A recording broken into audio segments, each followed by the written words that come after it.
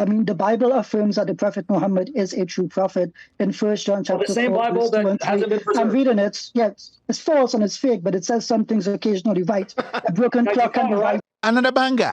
Ladies and gentlemen, are you a Christian? Are you a Muslim? Please come closer. Don't turn your phone off. Watch the world's greatest debate that just happened a few hours ago between Christians and Muslims. Maybe you have a position. Who do you think has outperformed the other? Put your comment in the comment section. Watch the video. To me, how many Western scholars of the Bible believe that the Old Testament can be traced back to Moses versus how many believe that the Quran can be traced to the life of the Prophet Muhammad? Yeah, well, I have one better to you than Western scholars. I have your prophet. So I keep appealing to your prophet. So if Western scholars are right, then join me in saying Muhammad is an antichrist, a false prophet. I appeal to your prophet, you appeal to Western scholars. And it depends on which Western scholars you want to appeal to, because not all Western scholars believe the same thing and hold the same presuppositions. But I can also appeal to Western scholars. I don't think that your Quran, as you have it, is even from Uthman. It's actually from Abdul Malik from the 8th century. But I did you better. I went to Muhammad. Why do you have a problem with Muhammad? Why are you ashamed of Muhammad? He's your prophet, right? Your prophet tells me that the scriptures that Jesus had, that Torah is the uncorrupt revelation of God, perfectly preserved, and Jesus confirmed it.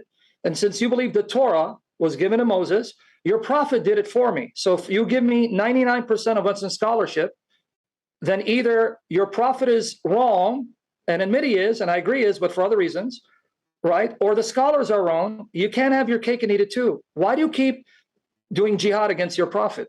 Fi sabilillah. You should be agreeing with him. Now, according to our friend here, this is his belief. Allah has a foot. He has a shin. He even has loins. And he has at least 2 eyes, if not more, and 2 right hands. Now, for the life of me, if Allah is the creator of the heavens and the earth, how does he exist as an embodied being without him dwelling in space? Because if he's atemporal and he's timeless, that means his God supposedly exists when there was no time, space, and place. That contradiction, God having a hand, guess what? That's a problem for the Trinity as well, because the New Testament in Acts 7:55 describes Jesus as standing at the right hand of the Father. So what is the right hand of the Father? Is that in space? Does the Father have a body? Can you explain that? Unlike you, according to the scriptures, unlike your position as a Salafi anthropomorphist, the Bible says God is spirit. So I'm going to challenge you to show me in your Quran and Sunnah where it says your Allah is spirit. And in the context of John 4:24, God is spirit, meaning that he is bodiless, incorporeal, because he's the creator of heavens and earth. But that God can appear visibly. God the Father appears visibly in heaven. That's Daniel 7:9.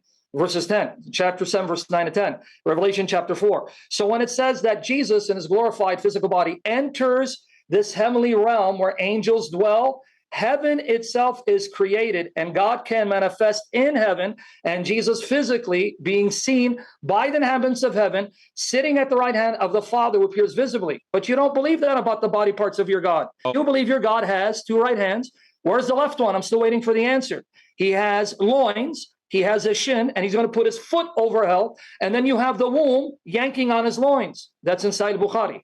Look at what Luke 19:40 says. I tell you, he replied, if they keep quiet, the stones will cry out. Stones will cry out according to the New Testament. Do the stones have minds? Isaiah 55:12, you will go out in joy and be led forth in peace. The mountains and the hills will burst into song before you, and all the trees of the field will clap their hands. Does that mean that the hills and the trees have minds? Sam, explain that. Or how about Psalm 98:8? Let the rivers clap their hands, let the mountains sing together for joy. Does that mean that the rivers have hands and they're clapping for joy? Do they have minds? Sam, please explain all of those verses. Guys, you see how desperate Daniel is? And he's talking about, we're evading the topic. Read Luke 19:38 to 40. Let me show you the context as my time is fleeting. There, Jesus is being praised by children. And the scholars are saying, rebuke them. He goes, well, if they were silent, even the stones will cry out. Anyone with any common sense, but I understand it's hard for them to read a text in its literary context. He's using hyperbole, that even if they don't praise me, creation will praise me. That's exactly the context of the Psalms. The psalmist, which is poetic literature, is personifying creation to show that all creation glorifies God, because creation is a testimony to the greatness and existence of God. Nice try with that false analogy, but The Bible says in Leviticus chapter 20 to execute a woman who engages in adultery. Many Christians will say, oh, this is the old covenant. It's no longer applicable. Fine, that may be true, but it doesn't change the fact that God commanded executing adulterers at one point in history. And God, according to the Trinity, is also Jesus. So Jesus commanded the Israelites to kill adulterers. Does that sound very peaceful? Jesus is also pro-genocide. In Deuteronomy 20, Jesus commands Moses to attack the Canaanites and other peoples and, quote, leave nothing alive that breathes. In Deuteronomy chapter 2, Moses requested safe passage for the wandering Hebrew people from Sihon, king of Heshbon, but the king refused. Jesus then commands his followers to conquer and possess Sihon's lands. As Moses says, quote, the Lord our God, meaning Jesus, delivered him before us, and we smote him and his sons and all his people, and we took all his cities at that time and utterly destroyed the men and the women and the little ones of every city. We left none to remain. I want to thank Daniel for proving that Jesus is his God, Allah. Why? Because according to the Quran, in chapter 5, verse 20 to 26, it was his Allah that ordered Moses and the Israelites to enter Canaan and wipe it out. Chapter 5, verse 20, 26. And again, I want to thank Daniel for proving that Jesus is Allah, his God, because in Sahih Bukhari, volume 4, number 353, ask me to read it because I don't want to eat up my time. There, in an authentic narration, his prophet refers to a prophet who went in an expedition jihad, and the sun stood still, and his prophet narrates the injunctions of Deuteronomy chapter 20, and also alludes to Joshua chapter 7 and 10. So that means Jesus is Allah, his God, Muhammad's judge, because according to your prophet, your God sanctioned these. So that means you're better than your God. The woman, his prophet, is condemned to hell because at the age of 54, he slept with a 9-year-old minor and sanctioned pedophilia, because there is no limit or age for marriage, to an old man. And Muhammad was 54 years old. You don't get any older than that. He was old enough to be her great granddad. Ironically, you mentioned it. Let me show you where it says. I'm just showing a picture of Mario here because he's a famous plumber and he's with his princess. So I think that has significance. Plumber is for Sam. As far as those accusations, let's assume those accusations are true. All you're proving is that I'm a sinner, unfaithful to the teachings of Christ. But I was acting like Muhammad, because Muhammad did a lot of plumbing with a lot of women other than his own wives, because when he sanctioned the rape of married women, raping them and selling them off as chattel, that's condemned by the God of Moses in Deuteronomy 21, 10 to 14. So Lord, forgive me for acting like Muhammad, because I know acting like Muhammad leads me to hell. So may have mercy. Now let's come back to the issue. Wow. Yeah, so my question is that we didn't just talk about child marriage. We talked about punishment for blasphemy, punishment for adultery, execution, punishment for homosexuality.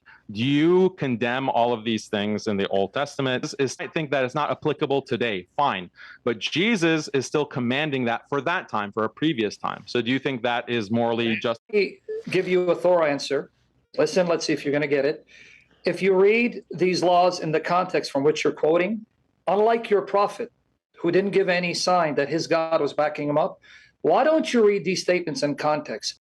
In the context of those passages, God appears to the nation visibly in a pillar of cloud by day and a pillar of fire by night.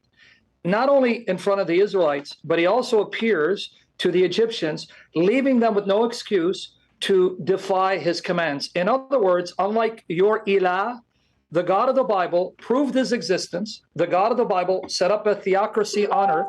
The God of the Bible gave them ample proof not to doubt his existence, so that when they see him in the pillar of cloud, pillar of fire by night, hear his voice audibly and see the signs, so that even the Egyptians saw the pillar of cloud, Exodus 14, 19 to 31, as well as Joshua 2, 8 to 11.